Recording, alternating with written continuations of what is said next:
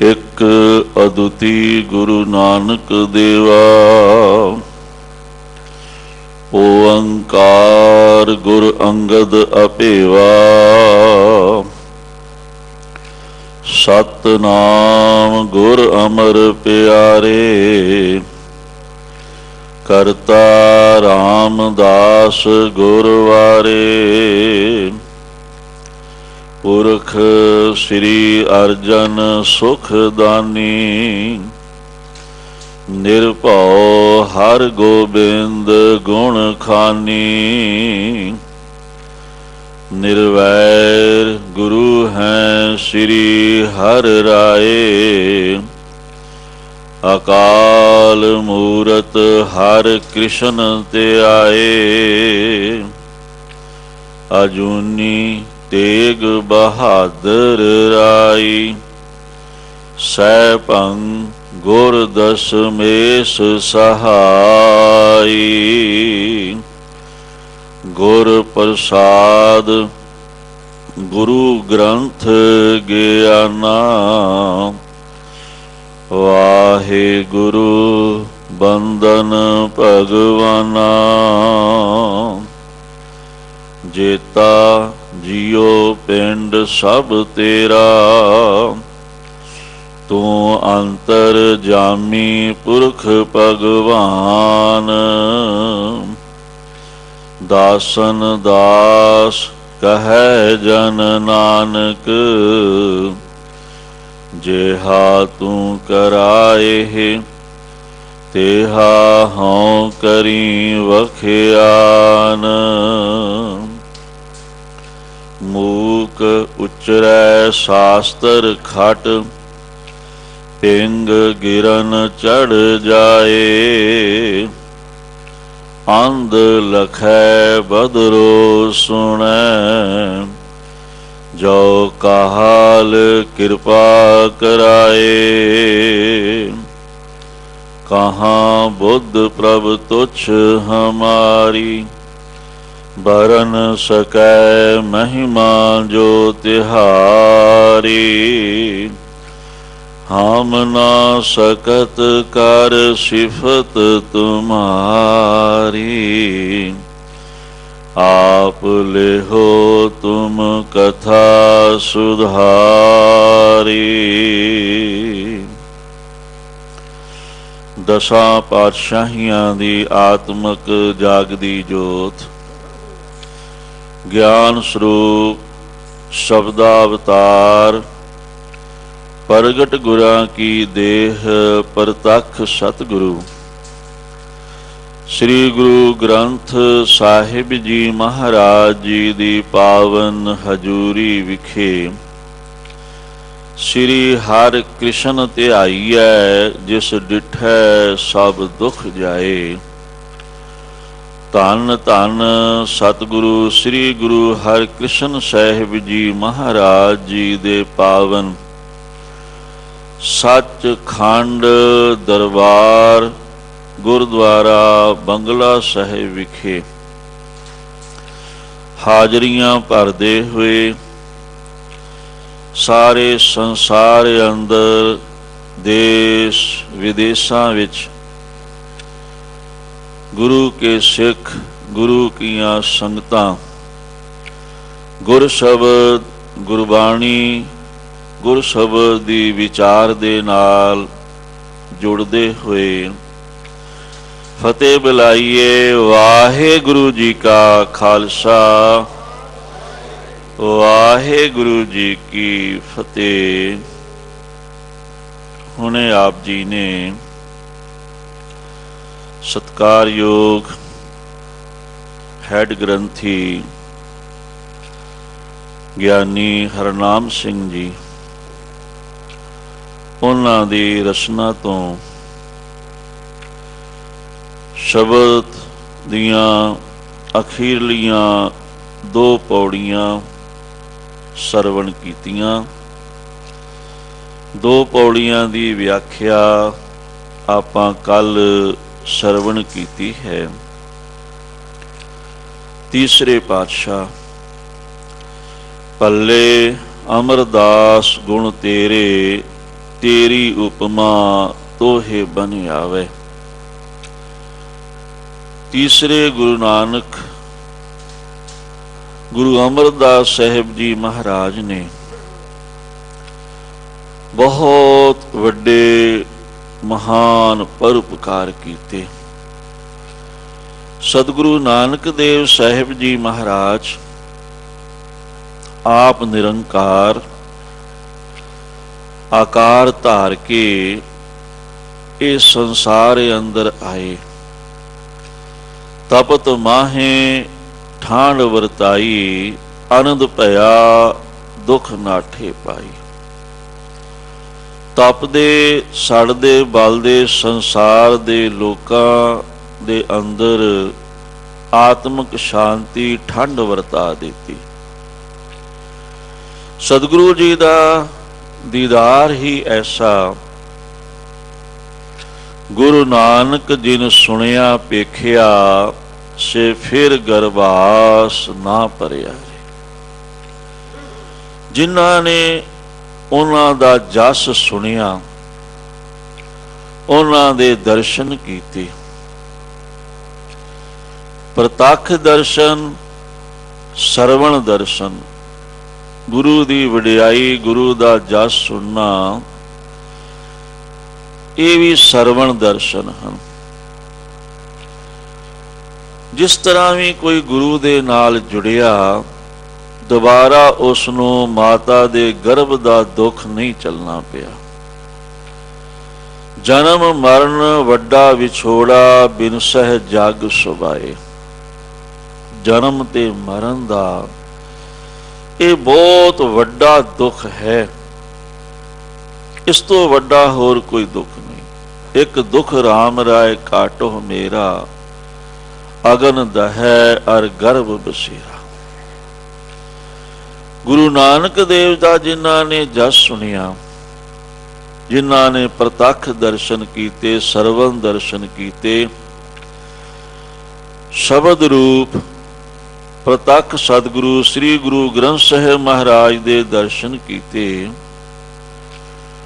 वो फिर दोबारा जन्म मरण दे बंधनां दे विच नहीं पैंदे। सतगुरु नानक देव साहिब जी महाराज ने शब्द गुरु का उपदेश बख्शिया, क्योंकि सतगुरु जी का जो संसार ते आउणा पट रसना दे द्वारा श्री गुरु ग्रंथ साहिब जी महाराज जी का फरमान है, निरंकार आकार जोत जग मंडल करियो। निरंकार ने ही अपना आकार धारिया, जोत रूप हर आप गुरु नानक कहायो। ज्योति स्वरूप वाहिगुरु ने ही अपना नाम मात लोक अंदर गुरु नानक कहाया। जो शब्द, जो प्रकाश रूप, जो ज्योत स्वरूप है, उसने ही अपना आकार धारिया।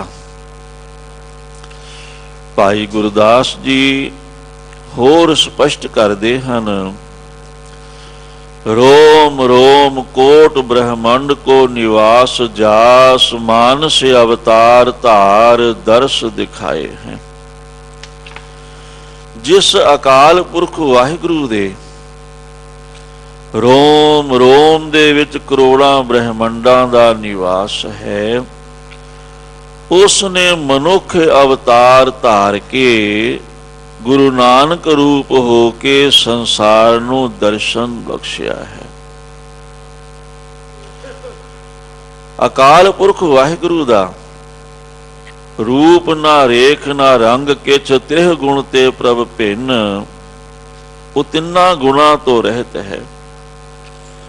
चक्कर चिहन अर बरन, जात अर पात नहन जेह, रूप रंग अर रेख भेख को कह ना सकत केहे। पर उस दे रोम दा वर्णन होया है। सतगुरु जी ने मनुख बोली दे विच जो गल मनुख दी समझ विच आ सके, किसी तरह भी ਸਤਿਗੁਰੂ ਜੀ ਨੇ ਸਮਝਾਉਣ ਦਾ ਯਤਨ ਕੀਤਾ ਹੈ। ਜੈਸਾ ਉਹ ਅਕਾਲ ਪੁਰਖ ਹੈ ਵੈਸਾ ਦੱਸਿਆ ਨਹੀਂ ਜਾ ਸਕਦਾ। ਜਸ ਉਹ ਹੈ ਤਸ ਲਖੈ ਨਾ ਕੋਈ। ਜਿਹੋ ਜਿਹਾ ਉਹ ਹੈ ਉਹੋ ਜਿਹਾ ਕੋਈ ਜਾਣ ਨਹੀਂ ਸਕਦਾ। ਪਿਤਾ ਕਾ ਜਨਮ ਕੇ ਜਾਣੈ ਪੂਤ, ਸਗਲ ਪਰੋਈ ਆਪਣੇ ਸੂਤ। ਸਾਰੀ ਸ੍ਰਿਸ਼ਟੀ ਆਪਣੇ ਹੁਕਮ ਰੂਪੀ ਸੂਤਰ ਵਿੱਚ ਅਕਾਲ ਪੁਰਖ ਵਾਹਿਗੁਰੂ ਨੇ ਪਰੋਈ ਹੋਈ ਹੈ। ਜਿਸ ਤਰ੍ਹਾਂ ਕੋਈ ਪੁੱਤਰ ਆਪਣੇ ਪਿਤਾ ਦਾ ਜਨਮ ਨਹੀਂ ਜਾਣ ਸਕਦਾ, ਇਸੇ ਤਰ੍ਹਾਂ ਹੀ ਅਸੀਂ ਉਸ ਵਾਹਿਗੁਰੂ ਪਰਮੇਸ਼ਰ ਦੇ ਬਾਰੇ ਕੁਝ ਕਹਿ ਨਹੀਂ ਸਕਦੇ, ਜਾਣ ਨਹੀਂ ਸਕਦੇ। ਜੇਤੀ ਪ੍ਰਭ ਜਾਣਾਈ ਰਸਨਾ ਤੇਤ ਭਣੀ। ਜਿੰਨੀ ਕੋ ਵਾਹਿਗੁਰੂ ਨੇ ਸੋਝੀ ਬਖਸ਼ੀ ਹੈ, ਉਤਨੀ ਕੋਈ ਰਸਨਾ ਦੇ ਦੁਆਰਾ ਉਹਦੀ ਸਿਫਤ ਕਰਦਾ ਹੈ। ਆਪ ਆਪਣੀ ਬੁੱਧ ਹੈ ਜੇਤੀ, ਵਰਣਤ ਭਿੰਨ ਭਿੰਨ ਤੋਹਿ ਤੇਤੀ। ਫਿਰ ਸਤਿਗੁਰੂ ਜੀ ਨੇ ਇਹ ਵੀ ਫਰਮਾਇਆ ਹੈ ਵੀ ਇਹ ਨਹੀਂ ਵੀ ਜਿਹਦਾ ਰੂਪ ਰੰਗ ਨਾ ਹੋਵੇ, ਰੇਖ ਪੇਖ ਨਾ ਹੋਵੇ, ਉਹ ਚੀਜ਼ ਹੁੰਦੀ ਹੀ ਨਹੀਂ, ਐਸਾ ਨਹੀਂ ਹੈ। ਤੋ ਸਹੀ ਲਖ ਹੈ ਜੋ ਕੋਈ, ਉਹ ਹੈ। ਫੁੱਲਾਂ ਵਿੱਚ ਖੁਸ਼ਬੂ ਹੈ, ਪਰ ਖੁਸ਼ਬੂ ਦਾ ਰੂਪ ਰੰਗ ਦੱਸਿਆ ਨਹੀਂ ਜਾ ਸਕਦਾ, ਪਰ ਖੁਸ਼ਬੂ ਤਾਂ ਹੈ। ਪੁਹਪ ਮਦ ਜੋ ਬਾਸ ਬਸਤ ਹੈ, ਮੁਕਰ ਮਾਹੇ ਜੈਸੇ ਛਾਈ, ਤੈਸੇ ਹੀ ਹਰ ਬਸੈ ਨਿਰੰਤਰ, ਘਟ ਹੀ ਖੋਜੋ ਪਾਈ। ਸਾਨੂੰ ਭੁੱਖ ਲੱਗਦੀ ਹੈ, ਪਰ ਭੁੱਖ ਦਾ ਕੋਈ ਰੂਪ ਨਹੀਂ, ਕੋਈ ਰੇਖ ਨਹੀਂ, ਕੋਈ ਚੱਕਰ ਚਿਹਨ ਨਹੀਂ, ਪਰ ਭੁੱਖ ਲੱਗਦੀ ਹੈ। ਪਿਆਸ ਲੱਗਦੀ ਹੈ। ਇਸੇ ਤਰ੍ਹਾਂ ਹੀ ਜੇ ਸਾਡੇ ਸਰੀਰ ਤੇ ਕੋਈ ਪੀੜਾ ਹੋਵੇ, ਉਹ ਪੀੜਾ ਸਾਨੂੰ ਮਹਿਸੂਸ ਹੁੰਦੀ ਹੈ। ਜੇ ਸਰੀਰ ਤੇ ਸੱਟ ਲੱਗ ਜਾਏ, ਅਸੀਂ ਪੀੜਾ ਨੂੰ ਮਹਿਸੂਸ ਕਰਦੇ ਹਾਂ, ਪਰ ਪੀੜਾ ਦਾ ਆਕਾਰ ਕੀ ਹੈ, ਉਹਦਾ ਰੂਪ ਰੰਗ ਕੀ ਹੈ, ਉਹ ਕੈਸੀ ਹੈ, ਇਹ ਨਹੀਂ ਦੱਸਿਆ ਜਾ ਸਕਦਾ, ਪਰ ਹੈ। ਇਸੇ ਤਰ੍ਹਾਂ ਹੀ ਅਕਾਲ ਪੁਰਖ ਵਾਹਿਗੁਰੂ ਦੀ ਸੱਤਾ ਸਾਰਿਆਂ ਅੰਦਰ ਵਰਤ ਰਹੀ ਹੈ। ਉਹ ਜੋ ਪਰਮ ਸ਼ਕਤੀਮਾਨ ਅਕਾਲ ਪੁਰਖ ਵਾਹਿਗੁਰੂ, ਜੋ ਸ਼ਬਦ, ਜੋ ਗਿਆਨ, ਜੋ ਪ੍ਰਕਾਸ਼ ਰੂਪ ਹੈ, ਉਸੇ ਨੇ ਹੀ ਆਪਣਾ ਨਾਮ ਮਾਤ ਲੋਕ ਅੰਦਰ ਆ ਕੇ ਗੁਰੂ ਨਾਨਕ ਕਹਾਇਆ। ਸੰਸਾਰ ਨੂੰ ਏਕਤਾ ਦਾ, ਭਰਾਤਰੀ ਭਾਵ ਦਾ ਸਤਿਗੁਰੂ ਜੀ ਨੇ ਸੰਦੇਸ਼ ਬਖਸ਼ਿਆ। ਸਤਿਗੁਰੂ ਅਰਜਨ ਦੇਵ ਸਾਹਿਬ ਜੀ ਫਰਮਾਉਂਦੇ ਹਨ, ਦ੍ਰਿੜ ਨਾਮ ਦਾਨ ਇਸਨਾਨ ਸੋਚਾਰੀ। ਇਹ ਗੱਲਾਂ ਦ੍ਰਿੜ ਕਰਵਾਈਆਂ ਕਿ ਅੰਮ੍ਰਿਤ ਵੇਲੇ ਉੱਠ ਕੇ ਇਸ਼ਨਾਨ ਕਰਨਾ, ਇਸ ਨੂੰ ਪੱਕਿਆਂ ਕਰਵਾਇਆ। ਗੁਰੂ ਰਾਮਦਾਸ ਸਾਹਿਬ ਮਹਾਰਾਜ ਨੇ ਜੋ ਰਹਿਤ ਗੁਰਸਿੱਖ ਦੀ ਗੁਰਬਾਣੀ ਅੰਦਰ ਸਾਨੂੰ ਦਰਸਾਈ, ਆਪਾਂ ਸਾਰਿਆਂ ਨੂੰ ਉਹ ਪੰਕਤੀਆਂ ਯਾਦ ਹਨ। ਗੁਰ ਸਤਿਗੁਰ ਕਾ ਜੋ ਸਿੱਖ ਅਖਾਏ, ਸੋ ਭਲਕੇ ਉੱਠ ਹਰ ਨਾਮ ਤੇ ਆਵੇ। ਉਦਮ ਕਰੇ ਭਲਕੇ ਪ੍ਰਭਾਤੀ, ਇਸ਼ਨਾਨ ਕਰੇ ਅੰਮ੍ਰਿਤ ਸਰਨ ਆਵੇ। ਅੰਮ੍ਰਿਤ ਵੇਲੇ ਉੱਠ ਕੇ ਇਸ਼ਨਾਨ ਕਰਨਾ, ਫਿਰ ਪ੍ਰਭੂ ਦੇ ਨਾਮ ਦੇ ਵਿੱਚ, ਸਿਮਰਨ ਦੇ ਵਿੱਚ ਜੁੜ ਜਾਣਾ। ਤੇ ਫਿਰ ਚੜ੍ਹੇ ਦਿਵਸ ਗੁਰਬਾਣੀ ਗਾਵੇ, ਬਹਿੰਦਿਆਂ ਉੱਠਦਿਆਂ ਹਰ ਨਾਮ ਤੇ ਆਵੇ। ਗੁਰਬਾਣੀ ਦਾ ਗਾਇਨ ਕਰਨਾ, ਗੁਰਬਾਣੀ ਦੀ ਐਸੀ ਵਡਿਆਈ ਹੈ, ਕੋਈ ਗਾਵੇ ਕੋ ਸੁਣੈ, ਕੋਈ ਕਰੇ ਵਿਚਾਰ, ਕੋ ਉਪਦੇਸੈ ਕੋ ਦਿੜੈ, ਤਿਸ ਕਾ ਹੋਏ ਉਧਾਰ। ਕੋਈ ਵੀ ਗੁਰਬਾਣੀ ਨੂੰ ਗਾਏ ਪਰ ਅੰਦਰ ਭਾਵਨਾ ਹੋਵੇ, ਬਿਨਾਂ ਭਾਵਨਾ ਤੋਂ ਨਹੀਂ। ਦਸ਼ਮੇਸ਼ ਪਿਤਾ ਜੀ ਦਾ ਫਰਮਾਨ ਹੈ, ਭਾਵਨਾ ਵਿਹੀਨ ਕੈਸੇ ਪਾਵੇਂ ਜਗਦੀਸ਼ ਕੋ। ਜਿਨ੍ਹਾਂ ਅੰਦਰ ਭਾਵਨਾ ਨਹੀਂ, ਦੱਸੋ ਉਹਨਾਂ ਨੂੰ ਪ੍ਰਮਾਤਮਾ ਦੀ ਪ੍ਰਾਪਤੀ ਕਿਵੇਂ ਹੋਏਗੀ। ਸੋ ਭਾਵਨਾ ਦੇ ਨਾਲ ਕੋਈ ਗੁਰਬਾਣੀ ਨੂੰ ਗਾਵੇ, ਪੜ੍ਹੇ, ਕੋਈ ਗੁਰਬਾਣੀ ਸੁਣੇ, ਕੋਈ ਗਾਵੇ ਕੋ ਸੁਣੇ, ਕੋਈ ਕਰੇ ਵਿਚਾਰ, ਤੇ ਕੋਈ ਗੁਰਬਾਣੀ ਦੀ ਗੁਰ ਸ਼ਬਦ ਦੀ ਵਿਚਾਰ ਕਰੇ, ਵਿਆਖਿਆ ਕਰੇ, ਕਥਾ ਕਰੇ।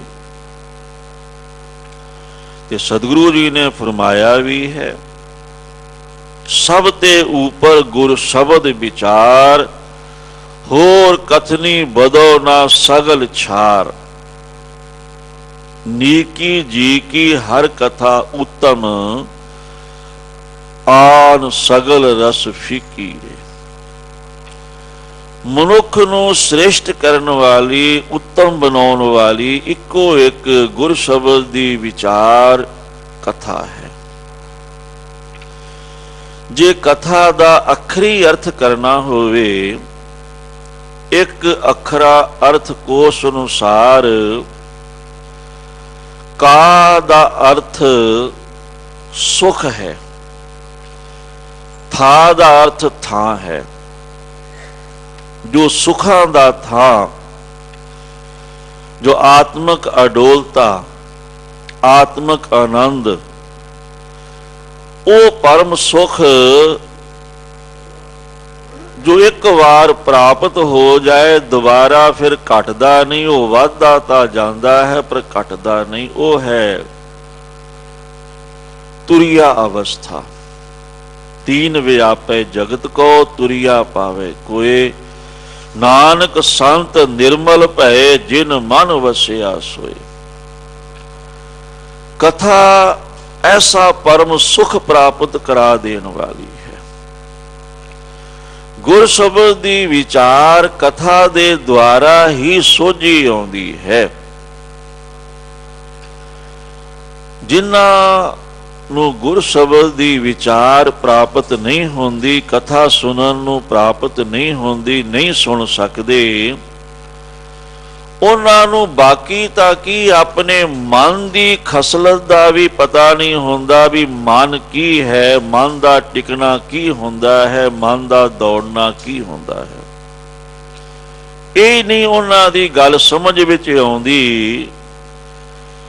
ਤੇ ਬਾਕੀ ਦੀਆਂ ਗੱਲਾਂ, ਆਤਮ ਵਿਚਾਰ ਦੀਆਂ ਗੱਲਾਂ, ਉਹ ਤਾਂ ਬਹੁਤ ਦੂਰ ਦੀ ਗੱਲ ਹੈ। ਇਹ ਸਾਰੀ ਸੋਝੀ ਗੁਰ ਸ਼ਬਦ ਦੀ ਵਿਚਾਰ ਦੇ ਨਾਲ ਹੀ ਪ੍ਰਾਪਤ ਹੁੰਦੀ ਹੈ। ਇਸੇ ਕਰਕੇ ਸਤਿਗੁਰੂ ਜੀ ਨੇ ਫਰਮਾਇਆ ਹੈ, ਕਥਾ ਸੁਨਤ ਮਲ ਸਗਲੀ ਖੋਵੈ। ਗੁਰ ਸ਼ਬਦ ਦੀ ਵਿਚਾਰ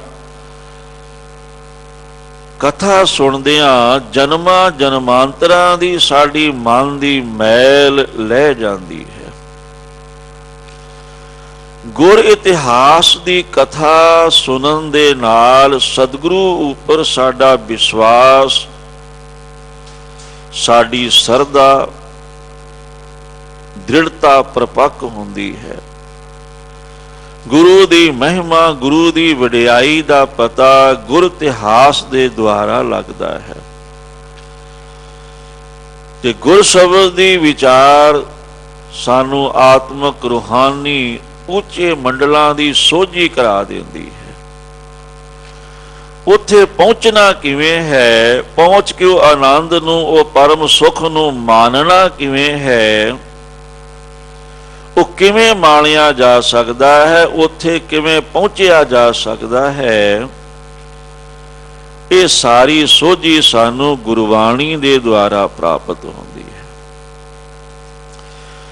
ਸੰਸਾਰ ਦੇ ਧਾਰਮਿਕ ਗ੍ਰੰਥ ਸਾਰੇ ਹੀ ਸਤਿਕਾਰਯੋਗ ਹਨ, ਆਪੋ ਆਪਣੀ ਥਾਂ ਤੇ ਉਹਨਾਂ ਦਾ ਮਾਨ ਸਨਮਾਨ ਹੈ, ਉਹਨਾਂ ਦੀ ਵਡਿਆਈ ਹੈ।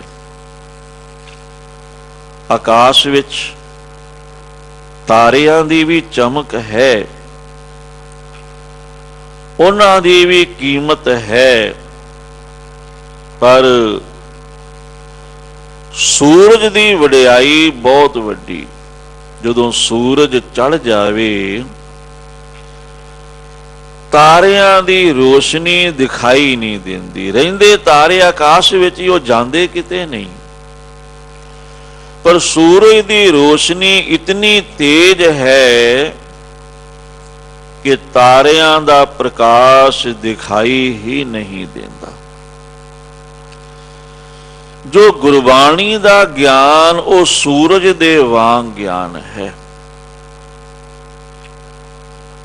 ਜਿੱਥੇ ਸਾਰੇ ਸੰਸਾਰ ਦੇ ਧਰਮ ਗ੍ਰੰਥਾਂ ਦਾ ਗਿਆਨ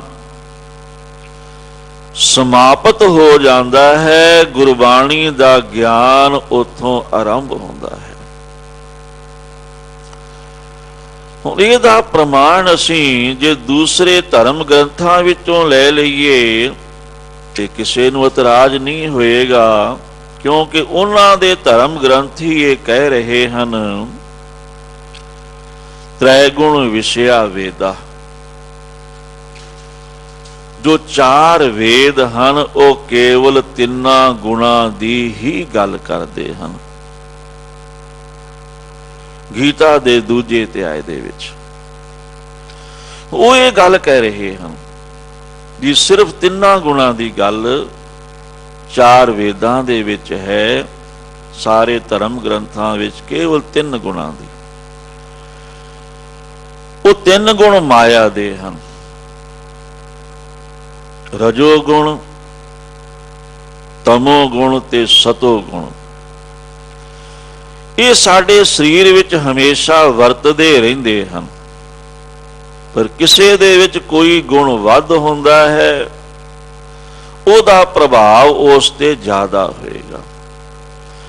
ਸਤਿਗੁਰੂ ਜੀ ਫਰਮਾਉਂਦੇ ਹਨ, 3 ਗੁਣਾ ਮਹਿ ਵਿਆਪਿਆ, ਪੂਰਨ ਹੋਤ ਨਾ ਕਾਮ। ਜਿਹੜਾ 3 ਗੁਣਾਂ ਵਿੱਚ ਵਰਤ ਰਿਹਾ ਹੈ, 3 ਗੁਣਾਂ ਦਾ ਪ੍ਰਭਾਵ ਜਿਹਦੇ ਉੱਪਰ ਹੈ, ਉਹਦਾ ਮੁਕਤੀ ਰੂਪੀ ਕਾਰਜ ਪੂਰਾ ਨਹੀਂ ਹੋ ਸਕਦਾ, ਉਹਨੂੰ ਮੁਕਤੀ ਪ੍ਰਾਪਤ ਨਹੀਂ ਹੋ ਸਕਦੀ। 3 ਗੁਣਾਂ ਦਾ ਸੁਭਾਵ ਕੀ ਹੈ? ਤਮੋ ਗੁਣ ਦਾ ਸੁਭਾਵ ਈਰਖਾ ਹੈ, ਕ੍ਰੋਧ ਹੈ। ਇਹਦੇ ਨਾਲ ਕਦੀ ਸ਼ਾਂਤੀ ਨਹੀਂ ਕਿਸੇ ਨੂੰ ਮਿਲਦੀ। ਈਰਖਾ ਵਾਲਾ ਬੰਦਾ ਕਦੀ ਸੁਖੀ ਨਹੀਂ ਰਹਿ ਸਕਦਾ।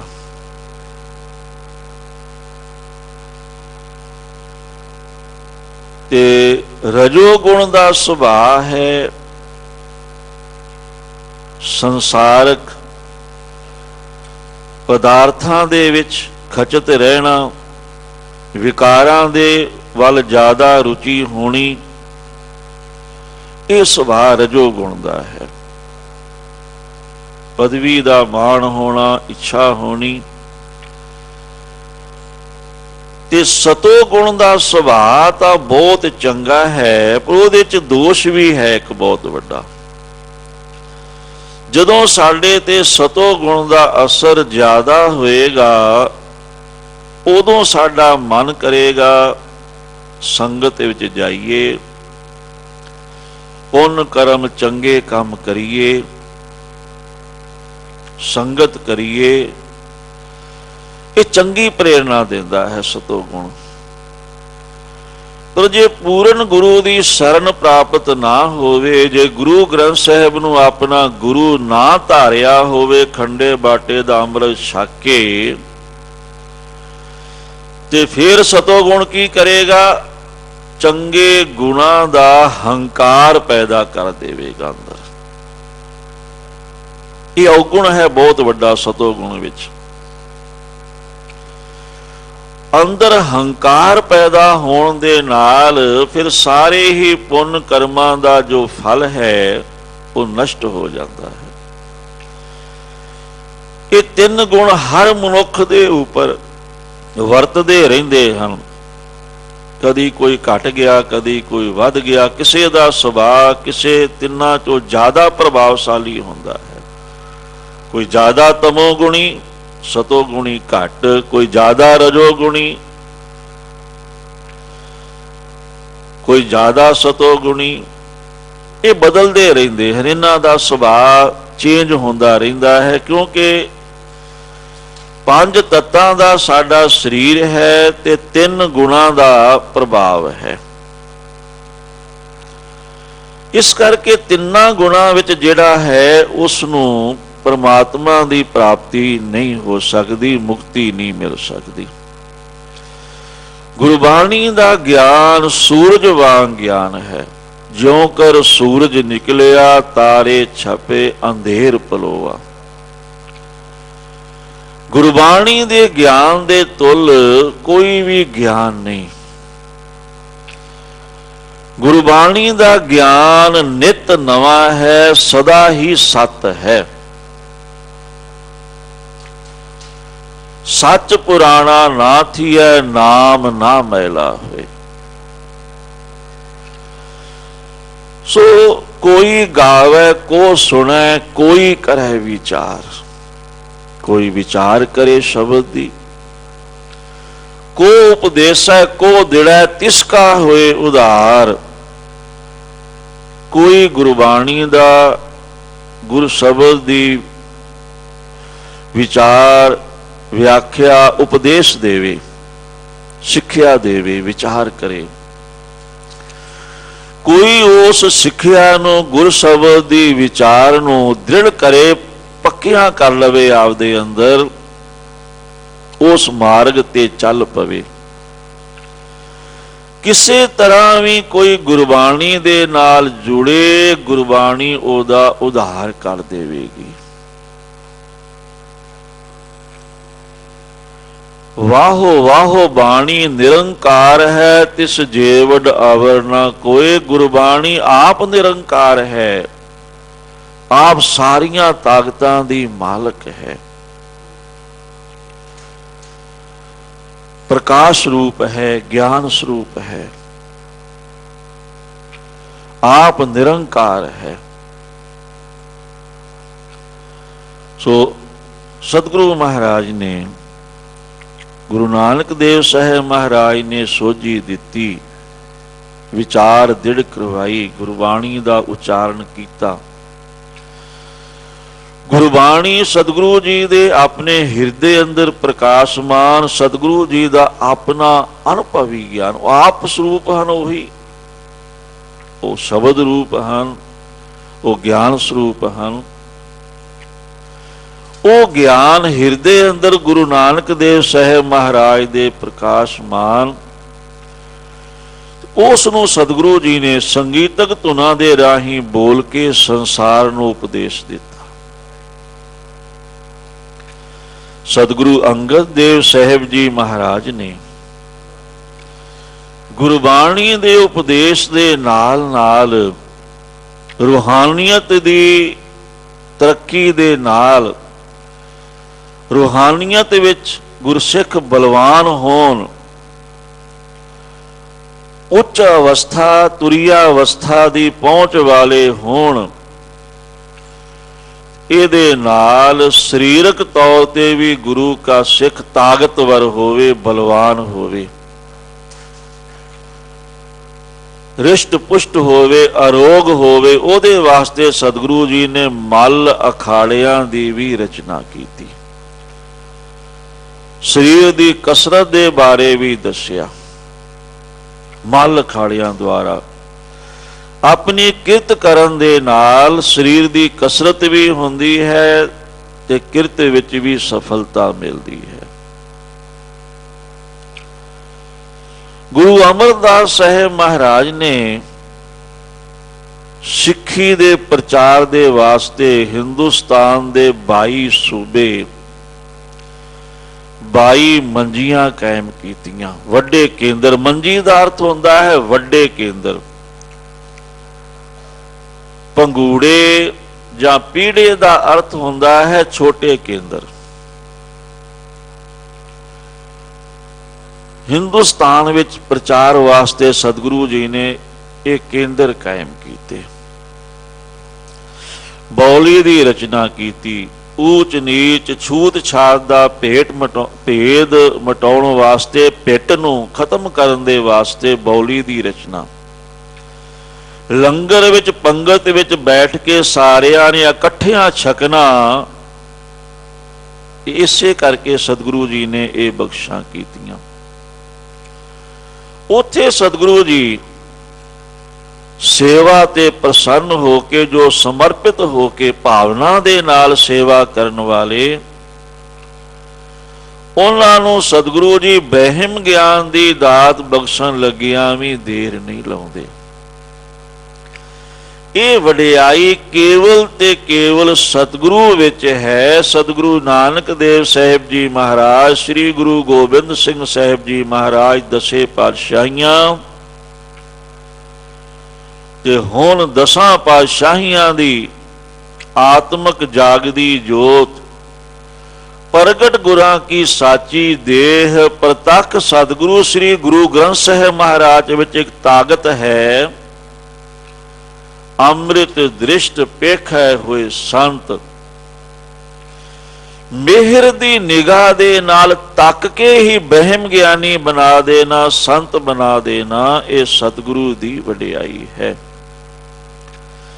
ਸੋ ਸਤਿਗੁਰੂ ਮਹਾਰਾਜ ਜੀ ਨੇ ਜੋ ਸਾਡੇ ਤੇ ਬਖਸ਼ਿਸ਼ ਕੀਤੀ ਹੈ, ਉਹ ਵਿਚਾਰ ਸਰਵਣ ਕਰਨ ਵਾਸਤੇ ਆਪੋ ਆਪਣੇ ਖਿਆਲਾਂ ਨੂੰ ਬਾਹਰੋਂ ਰੋਕੀਏ।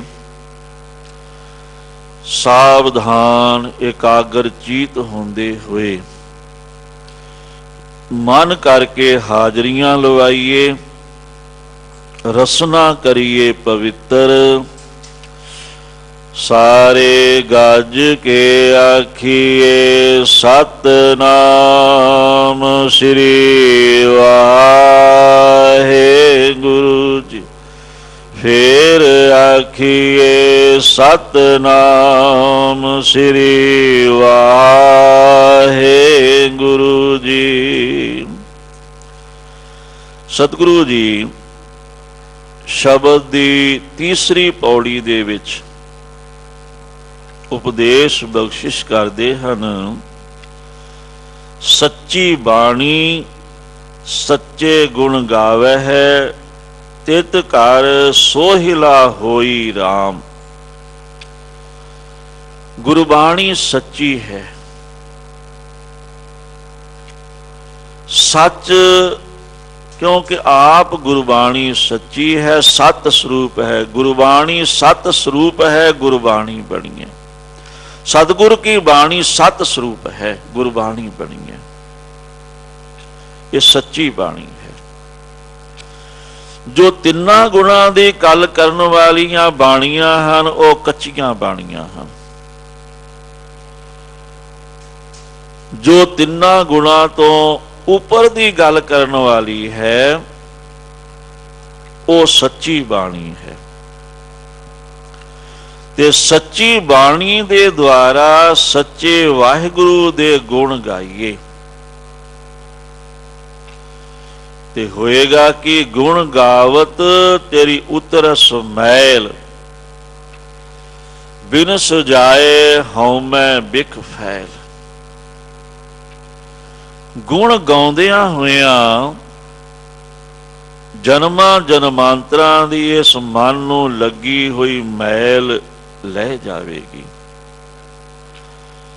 ਜਿਵੇਂ ਜਿਵੇਂ ਮਨ ਨਿਰਮਲ ਹੋਏਗਾ, ਇਕਾਗਰਤਾ ਵੱਧਦੀ ਜਾਏਗੀ, ਰਸ ਆਉਂਦਾ ਜਾਏਗਾ। ਫਿਰ ਕੀ ਹੋਏਗਾ? ਤਿਤ ਘਰ ਸੋਹਿਲਾ ਹੋਈ ਰਾਮ। उस हिरदे रूपी घर अंदर आनंद दी, खुशी दी, खेड़े दी एक लहर पैदा होएगी, एक रौं, एक प्रवाह चल पवेगा सदा ही। राम जो सारे रमिया होया सर्वव्यापक है, निर्मल गुण साचे जो सच्चा परमात्मा है, ਉਹਦੇ ਗੁਣ ਵੀ ਨਿਰਮਲ ਹਨ, ਮੈਲ ਤੋਂ ਰਹਿਤ ਹਨ। ਤਿੰਨਾਂ ਗੁਣਾਂ ਦੀ ਮੈਲ, ਮਾਇਆ ਦੀ ਮੈਲ ਤੋਂ ਰਹਿਤ,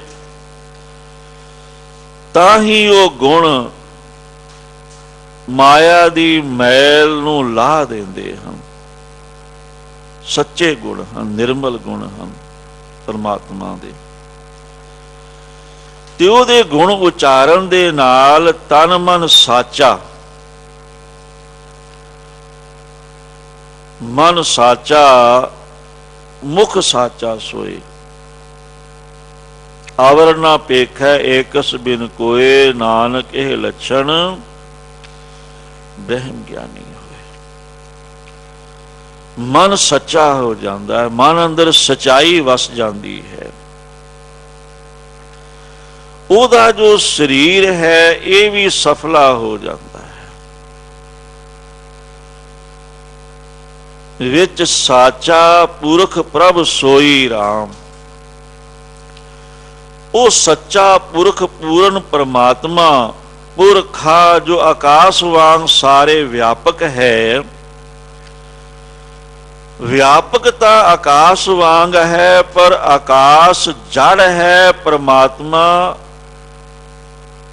चेतन स्वरूप है। पर एक गुण लिया है व्यापकता का। वो जो प्रभु है वो गुरबाणी विच वस रहा है। जदों मन सच्चा हो गया, मन निर्मल हो गया, विच साचा पुरख प्रभ सोई राम।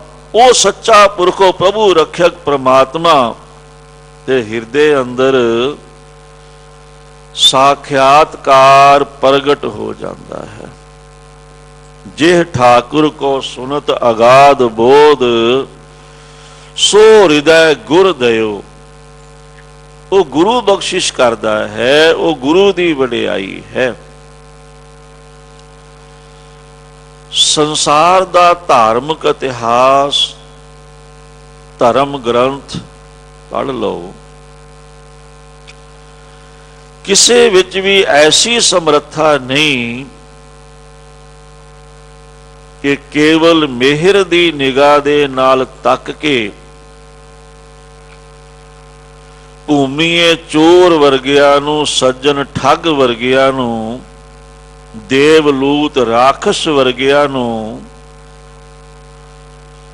संत बना देवे, ब्रह्म ज्ञानी बना देवे। ਇਹ ਵਡਿਆਈ ਕੇਵਲ ਤੇ ਕੇਵਲ ਸਤਿਗੁਰੂ ਦੇ ਵਿੱਚ ਹੀ ਹੈ। ਤੇ ਉਹੀ ਤਾਕਤ ਹੁਣ ਸ੍ਰੀ ਗੁਰੂ ਗ੍ਰੰਥ ਸਾਹਿਬ ਮਹਾਰਾਜ ਦੇ ਵਿੱਚ ਹੈ। ਦਾਸ ਬਹੁਤ ਵਾਰ ਇਹ ਬੇਨਤੀ ਕਰਦਾ ਹੈ, ਜਦੋਂ ਤੋਂ ਸ੍ਰੀ ਗੁਰੂ ਗ੍ਰੰਥ ਸਾਹਿਬ ਜੀ ਮਹਾਰਾਜ ਗੁਰਿਆਈ ਗੱਦੀ ਤੇ ਬਿਰਾਜਮਾਨ ਹੋਏ, उस तो बाद तुसी निगाह मार के वेखो भी गुरु घर अंदर किन्ने संत, किन्ने ब्रह्म ज्ञानी, तत् बेते, कितने सूर वीर महाबली जोधे हुए। ये सारी बख्शिश किन्ने कीती है? गुरु ग्रंथ साहिब महाराज ने कीती है।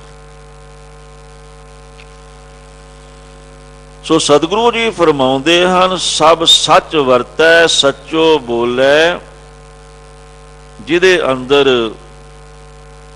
सच्चा नाम वस जावेगा, जिहदा मन नाम जप के निर्मल हो जावेगा, वो फिर जो बोलेगा वो सच ही बोलेगा। क्योंकि उसनूं पता है भी सारे वो सच स्वरूप परमात्मा ही वरत रहा है। जो सच करे सो होई राम, वो सच स्वरूप परमात्मा जो करदा है ਉਹੀ ਹੁੰਦਾ ਹੈ। ਸਭ ਉਹਦੇ ਹੁਕਮ ਰੂਪੀ ਤਾਰ ਵਿੱਚ ਪਰੋਈ ਹੋਈ ਹੈ। ਜਿਹੜੇ ਉਹਦੇ ਹੁਕਮ ਨੂੰ ਮੰਨ ਲੈਂਦੇ ਹਨ ਉਹਨਾਂ ਤੇ ਪ੍ਰਮਾਤਮਾ ਦੀ ਖੁਸ਼ੀ ਹੁੰਦੀ ਹੈ। ਉਹਨਾਂ ਨੂੰ ਪਛਤਾਉਣਾ ਨਹੀਂ ਪੈਂਦਾ, ਉਹਨਾਂ ਨੂੰ ਜੂਨੀਆਂ ਵਿੱਚ ਜਾ ਕੇ ਭਟਕਣਾ ਰੋਣਾ ਨਹੀਂ ਪੈਂਦਾ। ਜਿਨੀ ਪਛਾਤਾ ਸੱਚ ਤਿਨ ਕਦੇ ਨਾ ਰੋਵਣ। ਜਿਨ੍ਹਾਂ ਨੇ ਉਹਦੇ ਹੁਕਮ ਦੀ ਪਛਾਣ ਕਰ ਲਈ ਉਹਨਾਂ ਨੂੰ ਕਦੀ ਰੋਣਾ ਨਹੀਂ ਪੈਂਦਾ, ਪਛਤਾਉਣਾ ਨਹੀਂ ਪੈਂਦਾ। ਜਿਨੀ ਪਛਾਤਾ ਹੁਕਮ। ਹੁਣ ਹੁਕਮ ਹਰ ਬੰਦਾ नहीं पछाणदा, नहीं मानदा। ਉਹਦੀ निशानी की है ਜਿਹੜਾ ਹੁਕਮ नहीं मानदा? सतगुरु जी फरमाउंदे हन जे बंदा ਉਹਦੇ ਹੁਕਮ ਨੂੰ ਮੰਨ ਲਵੇ ਤਾਂ ਫਿਰ ਨਾਨਕ ਹੁਕਮੈ ਜੇ ਬੁੱਝੈ ਤਾਂ ਹਉਮੈ ਕਹੈ ਨਾ ਕੋਈ। ਫਿਰ ਆਪ ਦੀ ਹਉਮੈ ਨੂੰ ਕੋਈ ਪ੍ਰਗਟ ਨਹੀਂ ਕਰਦਾ, ਕੋਈ ਕਹਿੰਦਾ ਨਹੀਂ। ਜਿਹੜਾ ਉਹਦੇ ਹੁਕਮ ਨੂੰ ਮੰਨ ਲਵੇ ਉਸ ਨੂੰ ਇਹ ਸੋਝੀ ਆ ਜਾਂਦੀ ਹੈ ਜੋ ਸੱਚ ਕਰੇ ਸੋ ਹੋਈ ਰਾਮ। ਫਿਰ ਉਹਦੀ ਆਪਣੀ ਦ੍ਰਿਸ਼ਟੀ ਐਸੀ ਬਣ ਜਾਂਦੀ ਹੈ ਜਹ ਦੇਖਾ ਤੈ ਸੱਚ ਪਸਰਿਆ ਅਵਰ ਨਾ ਦੂਜਾ ਕੋਈ ਰਾਮ, ਅਵਰ ਨਾ ਦੂਜਾ ਕੋਈ। ਉਹ ਕਹਿੰਦਾ ਜਿੱਧਰ ਵੀ ਮੈਂ ਵੇਖਦਾ ਹਾਂ ਸਾਰੇ ਤਾਂ ਸੱਚ ਦਾ ਹੀ ਪਸਾਰਾ ਹੈ, ਸੱਚੇ ਦੀ ਹੀ ਸਾਰਿਆਂ ਵਿੱਚ ਜੋਤ ਪਸਰ ਰਹੀ ਹੈ, ਵਸ ਰਹੀ ਹੈ, ਪ੍ਰਗਟ ਹੈ। ਉਸ ਤੋਂ ਬਿਨਾਂ ਤਾਂ ਦੂਜਾ ਹੋਰ ਕੋਈ ਹੈ ਹੀ ਨਹੀਂ। ਸੱਚੈ ਉਪਜੇ ਸੱਚ ਸਮਾਵੈ। ਜਿਹੜਾ ਸੱਚੇ ਵਾਹਿਗੁਰੂ ਦੀ ਸੋਝੀ ਪ੍ਰਾਪਤ ਕਰ ਲੈਂਦਾ ਹੈ ਸੱਚੇ ਨਾਮ ਦੇ ਦੁਆਰਾ, ਉਹ ਕਹਿੰਦਾ ਵੀ ਸੱਚ ਤੋਂ ਹੀ ਸਾਰੀ ਉਤਪਤੀ ਹੋਈ ਹੈ। ਇਹੋ ਜਗ ਸੱਚੇ ਕੀ ਹੈ ਕੋਠੜੀ, ਸੱਚੇ ਕਾ ਵਿੱਚ ਵਾਸ। ਅਖੀਰ ਫਿਰ ਸੱਚ ਸਮਾਵੇ। ਉਹ ਸੱਚ ਸਰੂਪ ਦੇ ਵਿੱਚ ਹੀ ਸਾਰੀ ਰਚਨਾ ਸਮਾ ਵੀ ਜਾਂਦੀ ਹੈ। ਜਬ ਆ ਕਰਖ ਕਰਤ ਹੋ ਕਬਹੂ, ਤੁਮ ਮੈਂ ਮਿਲਤ ਦੇਹ ਤਰ ਸਭ ਹੂੰ। ਖੇਲ ਉਝਾਰੈ ਤਬ ਏਕ ਅੰਕਾਰਾ।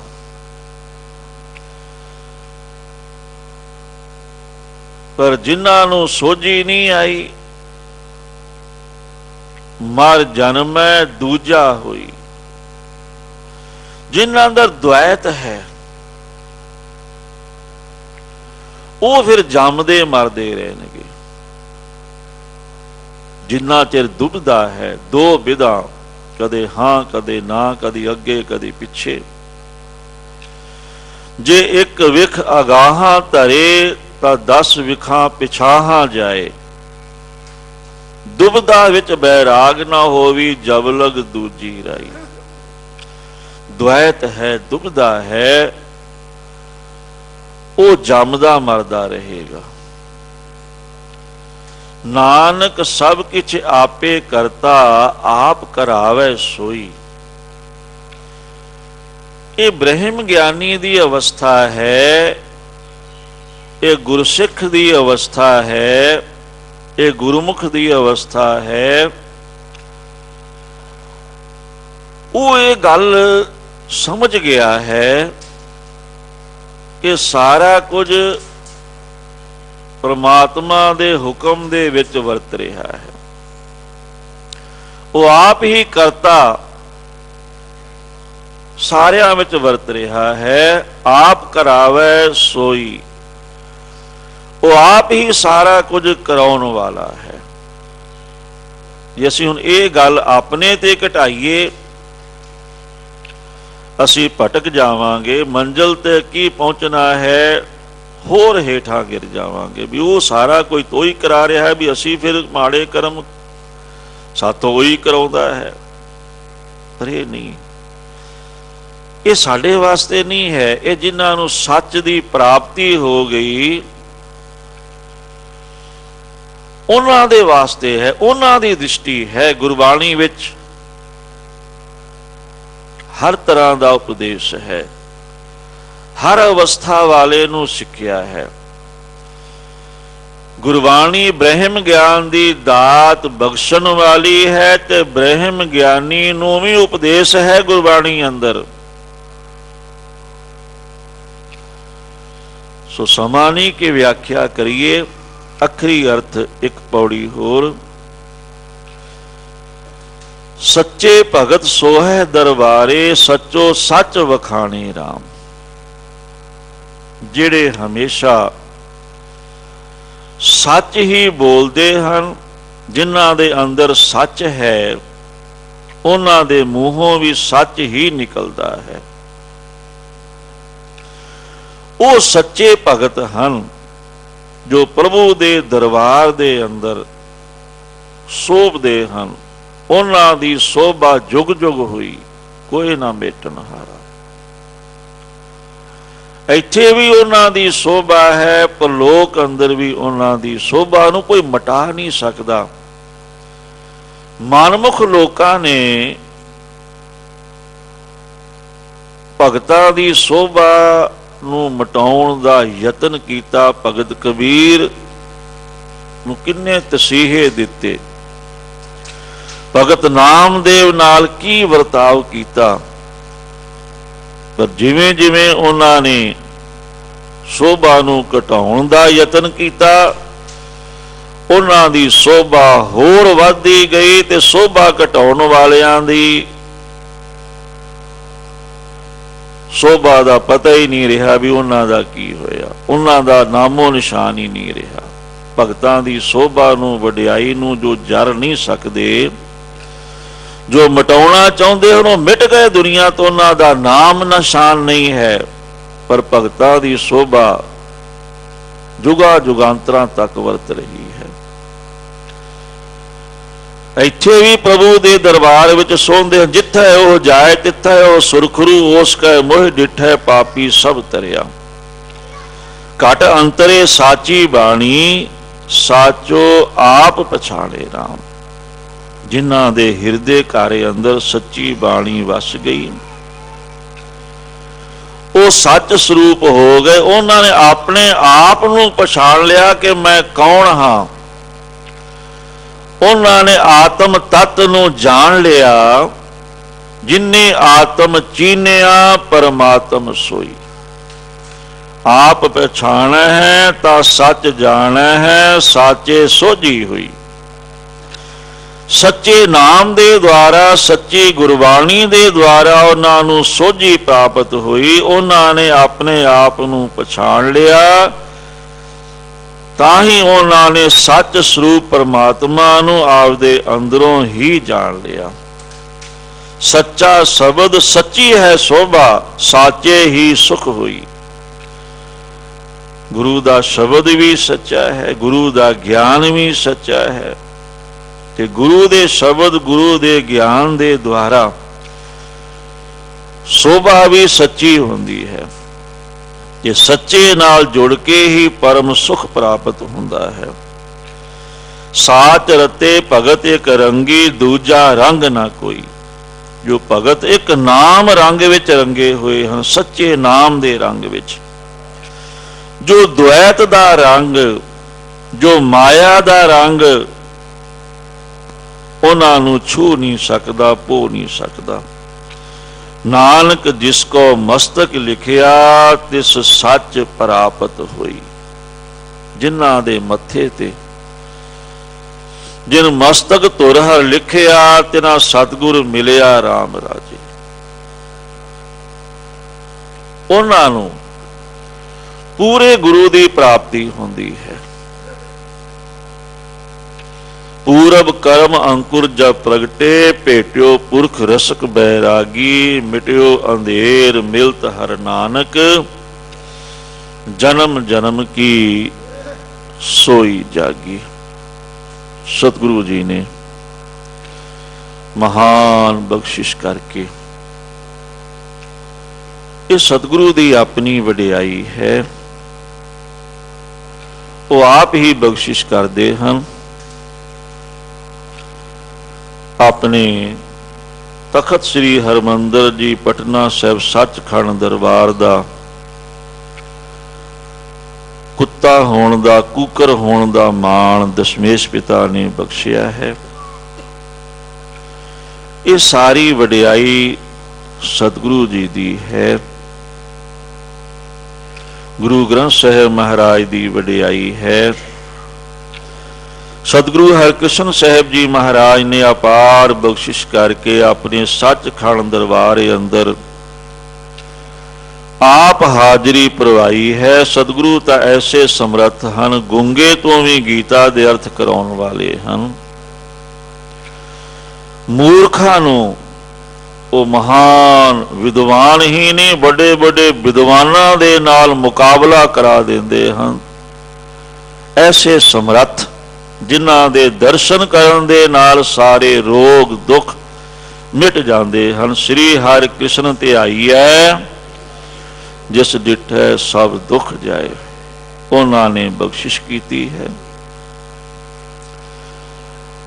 मौजूदा प्रबंधक कमेटी दे प्रधान सरदार मनजीत सिंह जी के, जनरल सकत्तर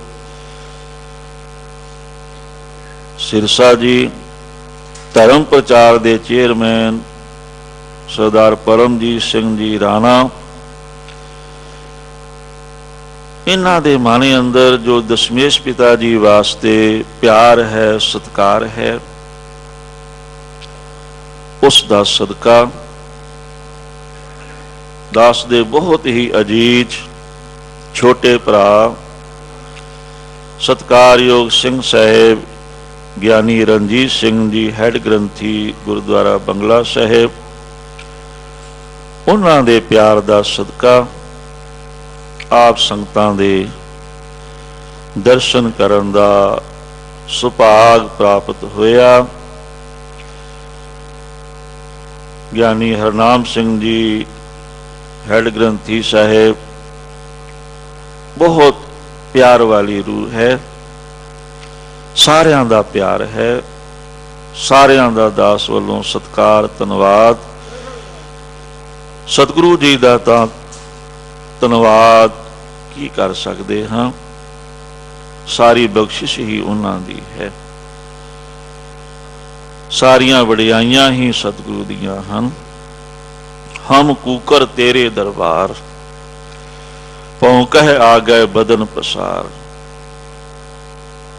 जिवें वो बुलाउंदे हन, जिवें वो प्रेरणा करदे, जिवें वो सोझी देंदे हन, उस अनुसार आप जी दे नाल गुरमत विचारां दी सांझ कीती।